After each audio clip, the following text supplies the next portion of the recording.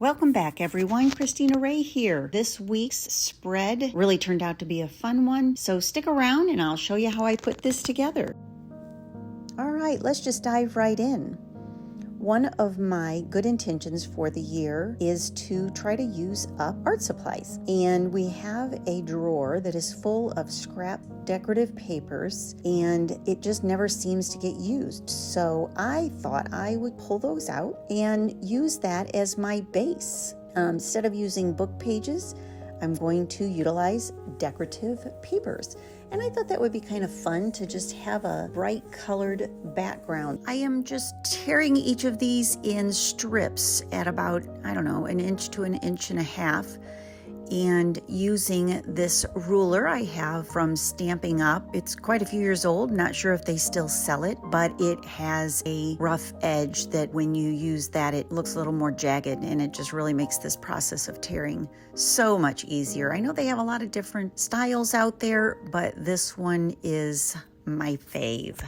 You got to be kind of careful with it though, because it's sharp and you can cut yourself. Anyway, so as I am tearing these, I'm noticing that this picture is just a little bit blurry, and I apologize for that. It was actually kind of fun and challenging to see how closely I could get these pieces of paper to work together. And I'm sure it's not going to be perfect, but I was having fun and I felt satisfied that I was actually using up some of my scraps. So once I got as many colors as I thought I was going to need, then I went ahead and started lining these out. And for whatever reason, I'm struggling to get some of these pieces to lay down, but this was kind of just what's going to work, what's not going to work, and trying to get the colors to work into each other. There's got to be a better way to say that. I want them to flow together. If there's a color in one piece that maybe will blend into the next piece, then I'm going with it, but if not, that's not going to work. So toss those aside. I think it's going to be pretty cool. I'm sure, everybody loves a puzzle, right? You love a puzzle.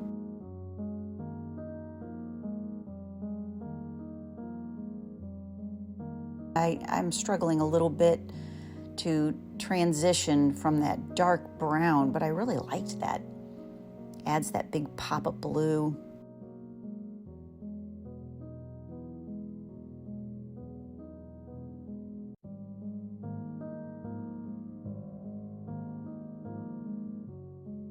Oh my gosh, look at those shoes. Isn't that adorable? And I love those little eggs. Okay, so let's get some shoe action in there. Oh my gosh, I just love this paper. Yeah, that's going in there, definitely. Anyway, so I'm going to start out by getting some matte medium in a little dish, getting my paintbrushes and water and some baby wipes, and we're off to the races. Oh, another thing that I like to use when I'm messing with art journal pages is a wet washcloth that's junk that, it doesn't matter if I get some paint on it or get it a little bit dirty. And so I just lay that right next to me, and it also allows me to kind of just wipe my fingers off if I get adhesive on them or paint or something. Anyway, so I got my paintbrush and going to just start applying these strips of paper in reverse order. I've got those laying off to the side in kind of the order that I took them off, and then just gonna get these laid down and hope it turns out as cool as I think it's gonna turn out.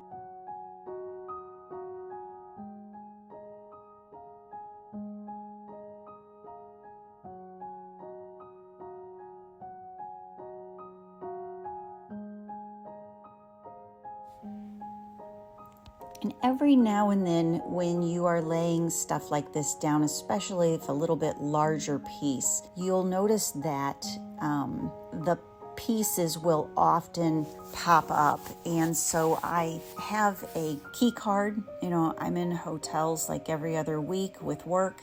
And so I keep those, and I use those to smooth out and make sure that it's, stuck down to the page really well and getting out all those air bubbles or anything that might cause this to curl up. Now I start a page and try to decide, okay, what is my emotion? What am I feeling And so I start going through my word stamp sets and decided the phrase, breathe deeply, let go. I have been finding that one of the hardest things for me is to let go of things and just try to breathe deep and know that it's gonna work out. It may not work out the way I think it's gonna work out, but it's gonna work out. So take a deep breath and then let it go. So that's the theme of my spread this week. So there it is. Anyway, so I'm going to get out my archival ink by Ranger. This is a permanent dye ink, and that way it won't bleed.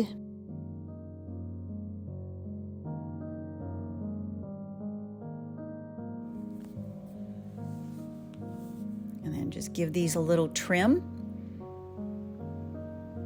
They're going to be individual words. That way I can place them wherever I think they need to be, where they will forever reside.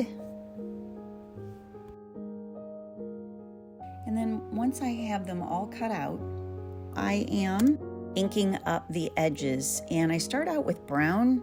Don't really like the brown. I feel like black is going to be a much better edge around the border. And that's just to kind of give it a frame on the page. Just lightly brushing the edges.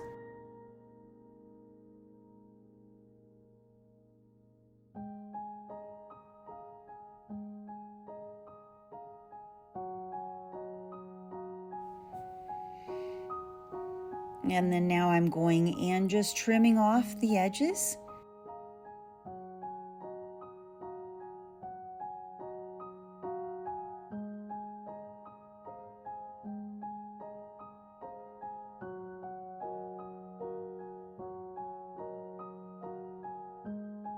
So because I had all of these vertical lines, I felt that that was very rigid. And although I like that look, I decided if I took some texture paste and put some horizontal lines, maybe your eyes will travel across the page in a different way. By the way, I ran out of texture paste and made this little concoction homemade, and I think it's really going to work pretty good. But it was 1 part PVA glue, 1 part acrylic paint, 1 part talcum powder, and 1/2 part of PVA glue. Now, depending on the consistency of your paint and your glue, you may need to adjust that. I ended up wanting to be just a little bit thicker, and probably could stand to even be a little bit thicker than I made it. So I ended up adding in some additional talcum powder to thicken that up. But it's got such a sweet smell because it's got that baby powder in there. And anyway, I was pretty excited about that because I kept meaning to go out and buy some, and I hadn't. And I really wanted to use texture paste, so I was pretty excited about that.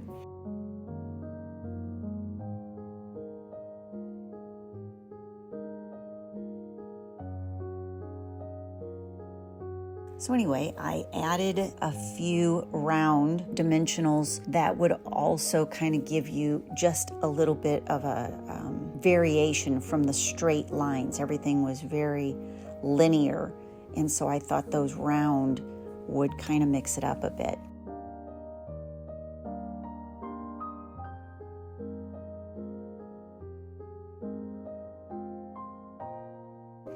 So here what I'm doing is I've got a little paint pen that I've mixed some gold paint and water to thin it out, and I just want these things to pop out here. So I'm just rubbing it on with my fingers because I love getting my hands into the project. That's part of the process for me, is getting my hands in it.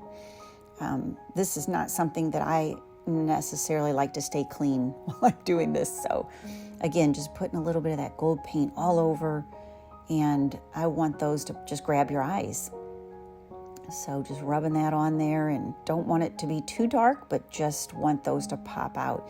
And if you do feel like it's getting just a little bit too dark, then take that baby wipe and wipe some of it off. But oh my gosh, isn't this fun? Oh, look at that gold. It's really, really shining. I really like that. I put the matte medium down. That allows me to, before it dries, I can get in there and pull that color back a bit. I really like the way that looks. I'm noticing now that I hardly can see my shoes. I loved that paper and I went and covered it up. Oh well. This needs a little bit something else, so I'm getting out my gesso. Any kind works, and so I'm just gonna get some white color in here. I think I want to knock back that color in the middle a bit. Kind of just maybe a little too dark. I don't know. I just really wanted to get my hands into something else. So I'm going to let that kind of dry just a bit, not too much, because then I'm going to do some reverse stenciling and pull the white off of the page. So voila, you see those flowers pop out. Isn't that cool? This is one of my favorite things to do. I just think it looks so cool. Now, if you let that paint get too dry, it is somewhat challenging to get the negative to appear. And if your stencil is too detailed, it's also a little bit more difficult to get that negative image. Yeah, I really like the way that turned out.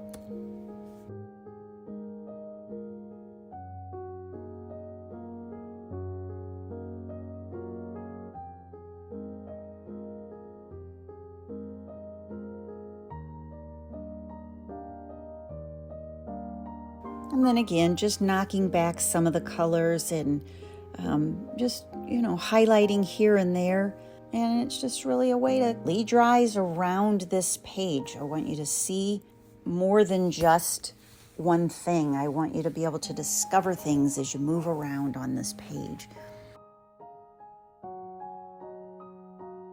So far, I'm really digging this.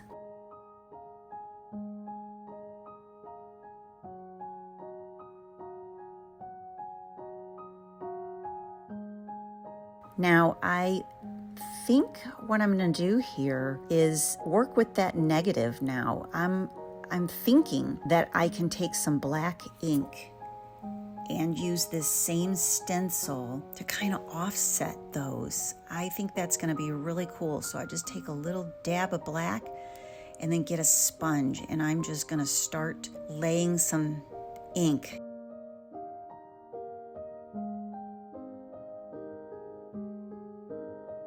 Yeah, that's really cool.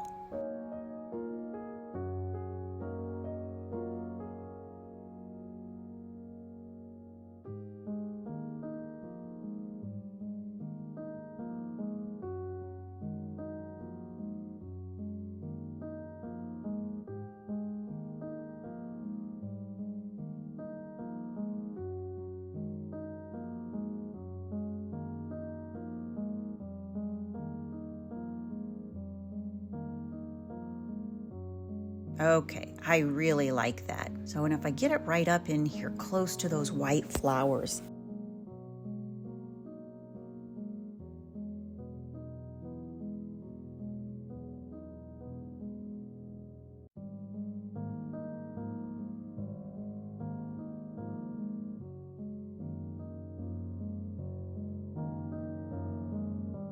Oh yeah, that's it.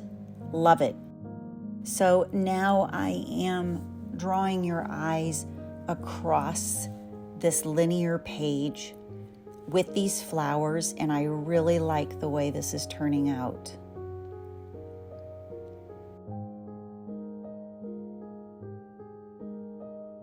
What a happy surprise. See, this is what art journaling is all about. Oh, just get in there. Yeah, love it. Okay.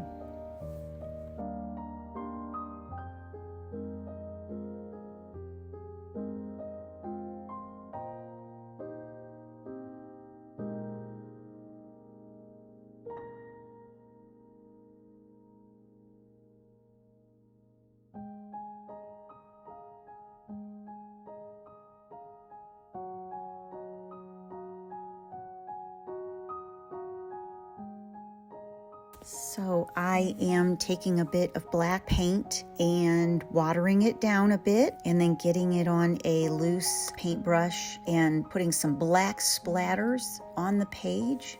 And I'm going to see, I'm kind of liking that gold. I have this shimmer mist that I'm just going to spritz on here. I don't know if it'll really add that much, but just to add a little bit more pizzazz.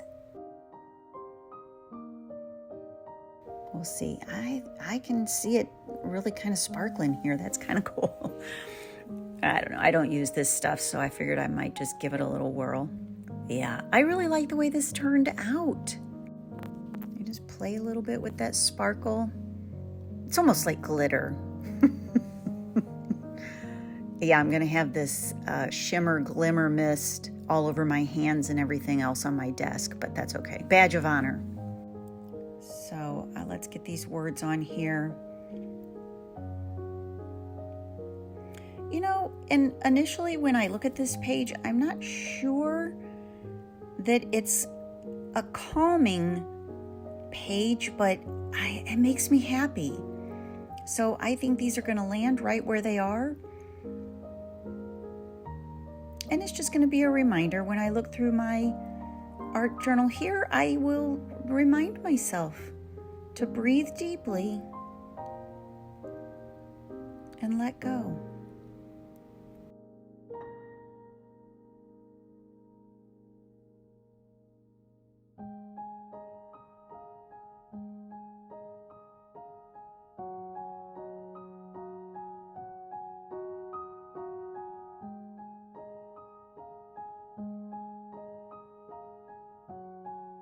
So another little paint pen here. This is, I often forget to sign my artwork. So I wanted to put this is what I call my chop. And that's, just my little signature here. And then I want to make sure and date my page also so that I remember when I did the piece of art. And that way I can look back on it and, see how I've improved, what things I did, and, where, what ideas. Maybe I want to try again. I could do a canvas with that. I really like that. That was fun. So here's a little bit of a close-up. That was fun. So I appreciate you watching, and say hello and let me know what you think about this page this week. Don't forget to like and subscribe. Enjoy the rest of your week. Until next time.